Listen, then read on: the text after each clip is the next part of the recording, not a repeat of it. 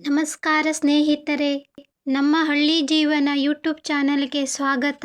ನಮ್ಮ ಮನೆಯ ಕೈತೋಟದಲ್ಲಿ ಬೆಳೆದಂತಹ ಸಾಂಬಾರ್ ಸೊಪ್ಪಿನಿಂದ, ಪುದೀನ ಸೊಪ್ಪು ಮತ್ತು ಒಂದೆಲಗ ಸೊಪ್ಪಿನಿಂದ ಇವತ್ತು ಸ್ಪೆಷಲ್ ಆದ ಪಲಾವನ್ನು ಹಳ್ಳಿ ಶೈಲಿಯ ರೀತಿಯಲ್ಲಿ ಮಾಡೋಣ.